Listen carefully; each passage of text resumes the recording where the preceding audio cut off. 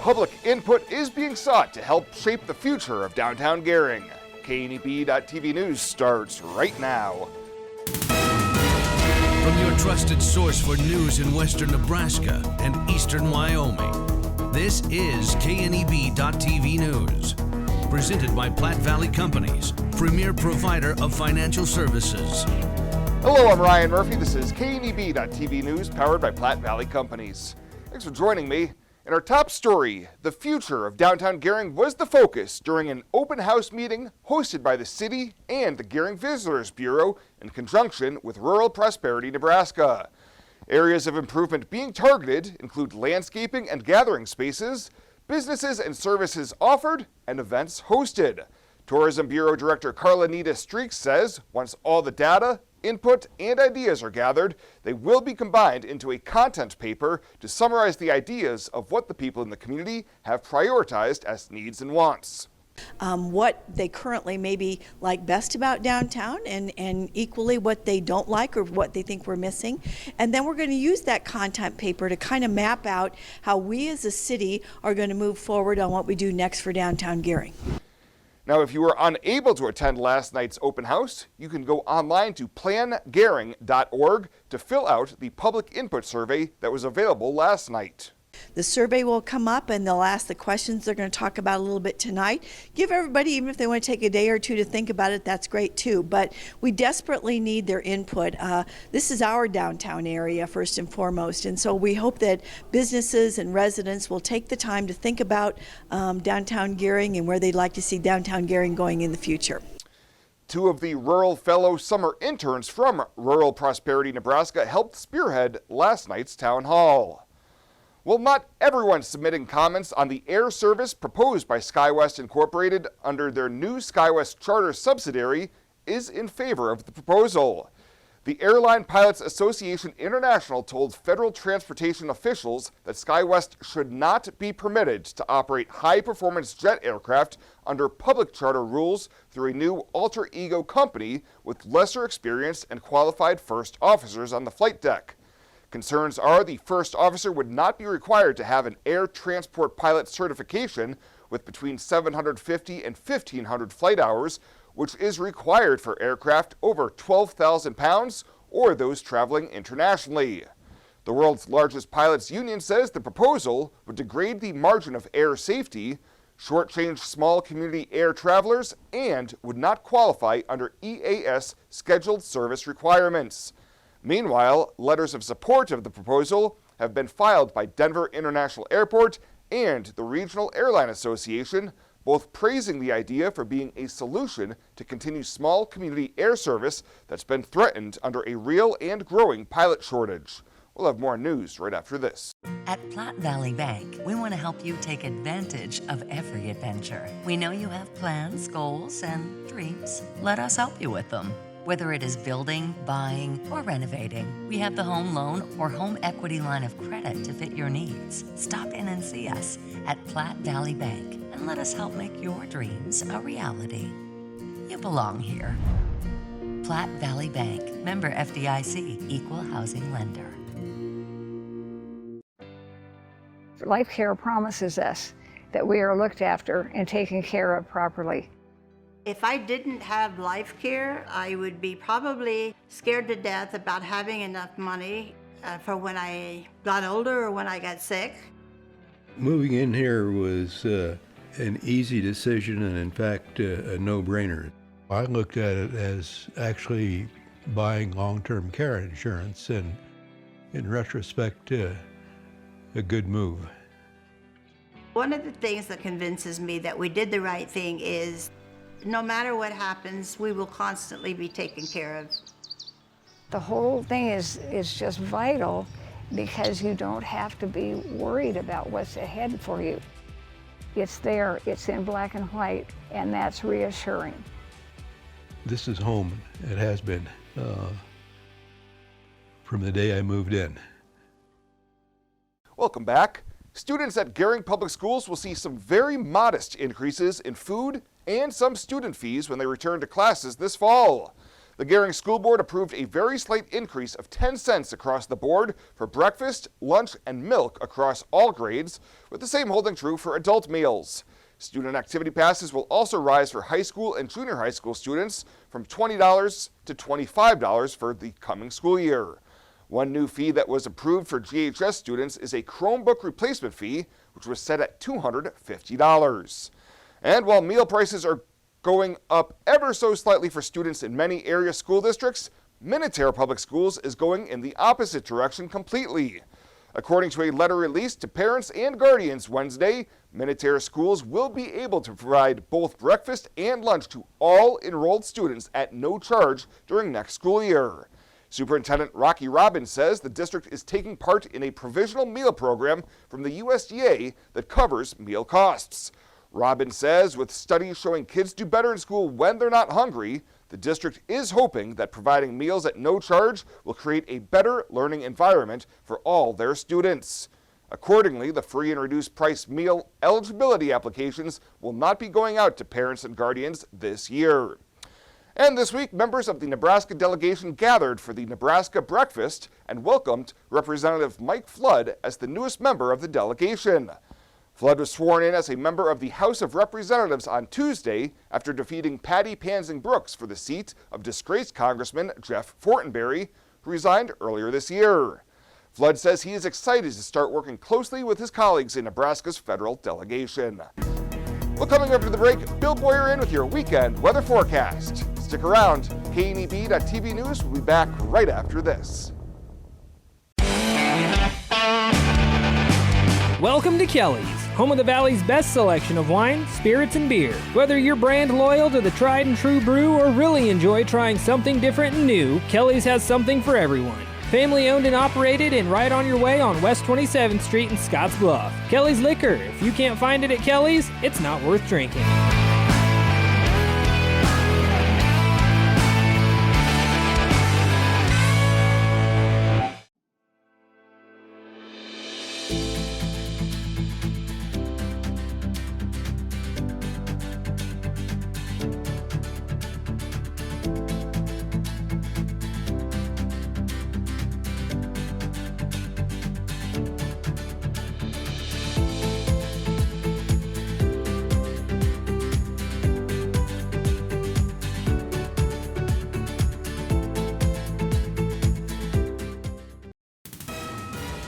This is KNEB.TV weather from the KNEB Storm Center, your trusted source for weather. Well, we're going to start the evening off with a few showers and thunderstorms on a scattered basis. Temps in the 80s, falling down into the 70s and eventually the 60s overnight. But otherwise, those storms will be around. Could see some heavy rain with those. That'll be the primary threat. Otherwise, a dry weekend and very hot conditions coming up Sunday and Monday. Not much change really coming. Could see some more monsoonal moisture back in here on Monday, which could produce a few more showers and storms. 104 yesterday, missed that record by just 1 degree. Nothing in the rain gauge. We're now 3 inches and change below normal for the month or for the year. You can see those triple-digit heat still in south central portions of Nebraska and northern Kansas, 100 in Ogallala. Cooler, though, back in the 80s behind some of those showers and storms starting to move through the region. You can see some wind gusts up to 30 to 40 with some of the showers and storms. And again, they could be efficient rain producers, which is certainly good news. Severe weather threat today going to be off to the north of us primarily. Tomorrow, mainly in central Nebraska, and they're going to be marginal threats at that. Again, heavy rain. Can't rule out some gusty winds with a couple of the showers, and then Sunday looks downright dry as that moisture kind of falls away. So tonight, a few thunderstorms out there, especially early. Will clear out overnight, and can't still rule out an isolated shower or storm through the overnight hour.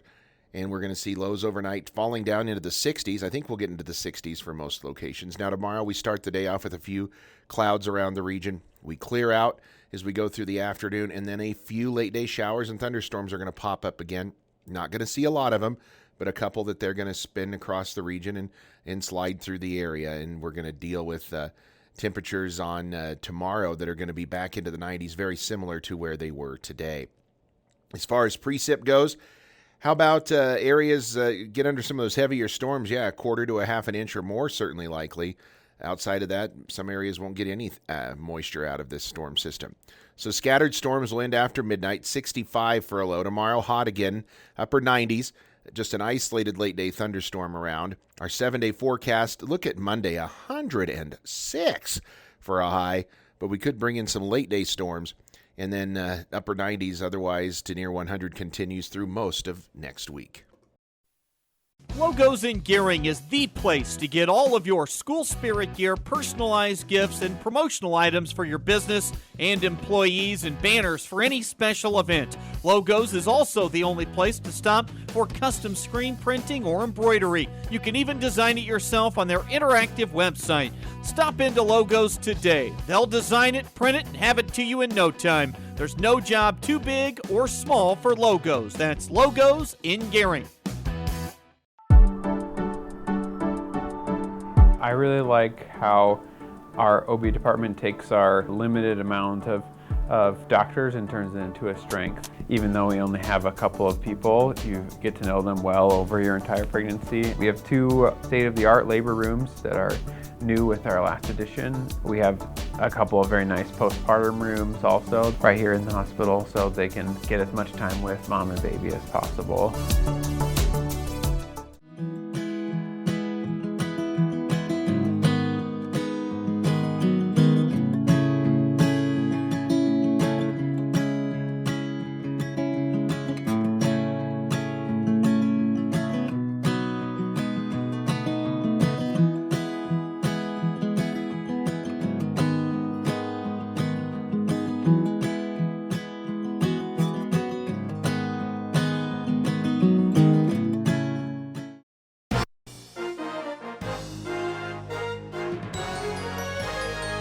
This is KNEB.TV Ag News from the FNBO Ag Desk.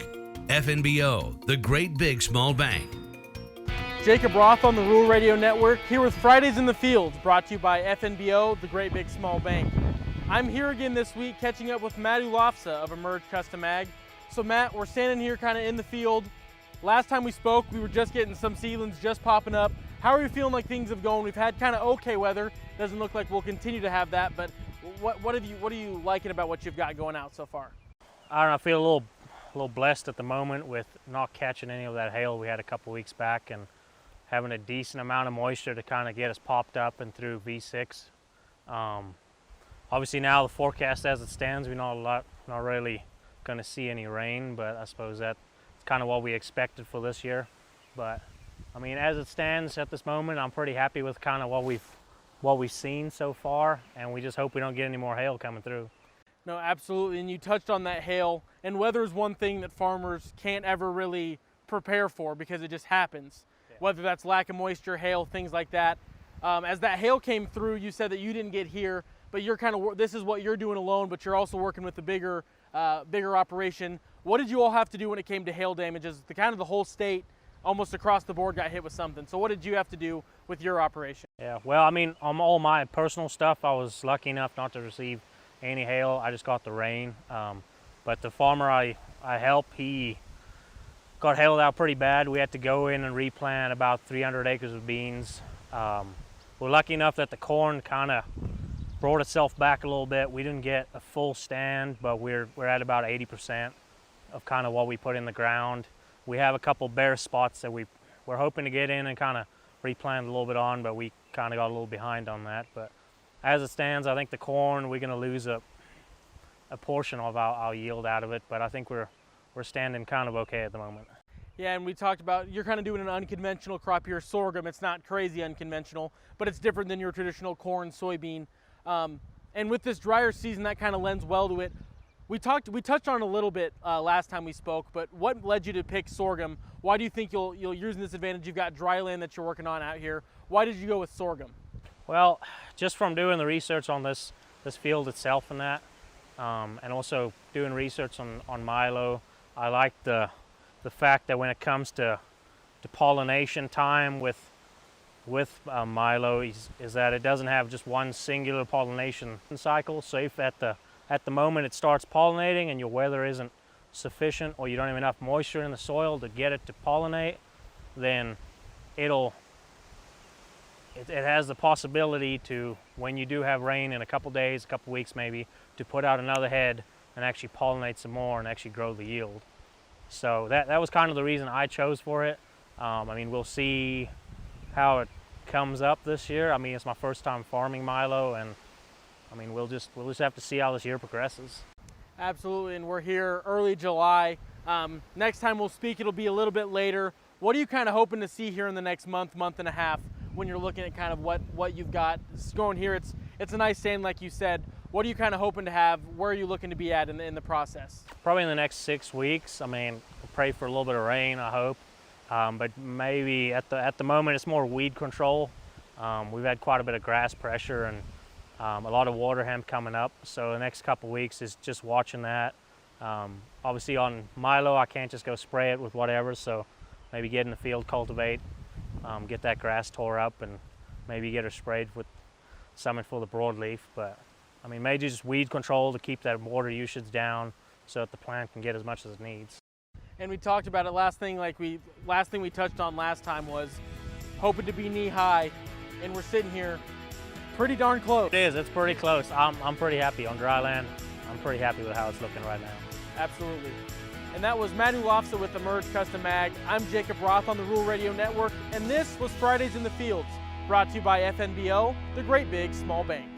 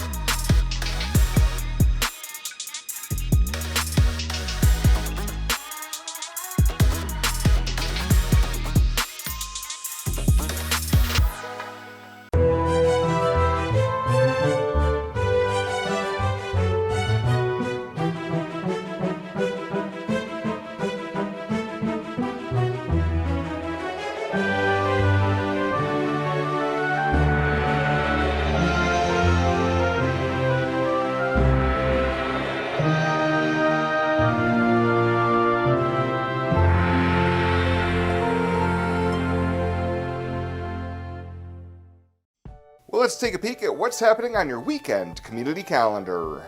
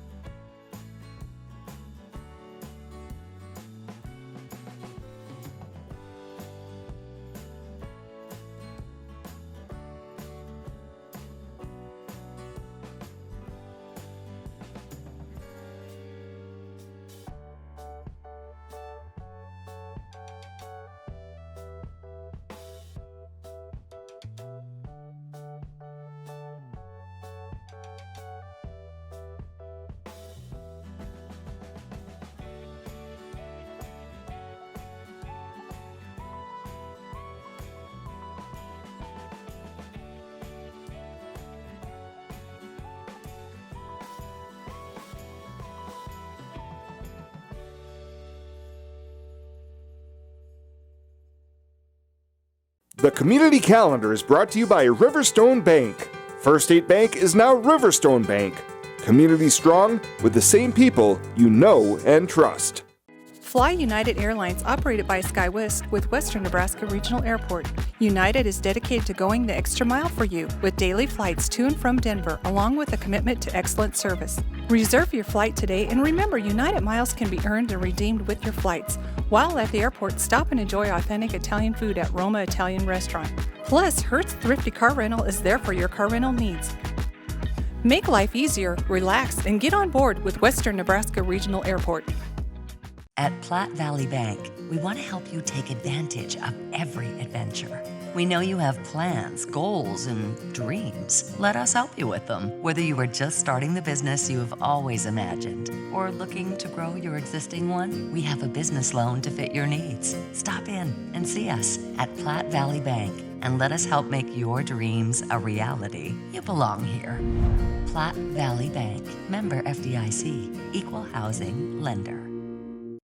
And finally tonight, the United Way of Western Nebraska's 25th annual Duck Dash is in full swing, and this year's top prize has been announced. Our duck draw is in full swing. We have 40 great prizes again this year. Of course, everyone wants to know the grand prize. We've switched it up a little bit this year, and it's a 2022 Corolla Cross. It's their new crossover from Toyota.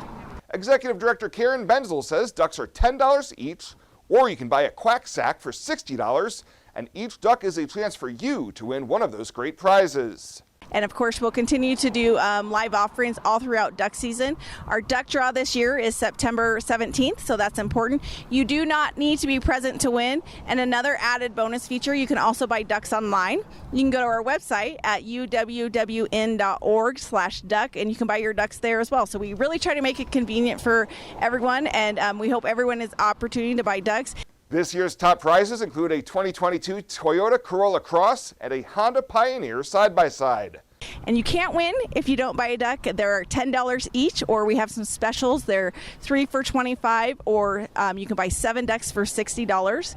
If you buy the $25 or $60 package, you get a quack sack, which includes 3 sheets of some fantastic coupons to area and local businesses that are supporting United Way this year. This year's duck draw will be on Saturday, September 17th in the 18th Street Downtown Plaza in Scottsbluff. Well, that does it for us this time. Thank you so much for tuning in. Have a great weekend. We'll see you back here on Monday.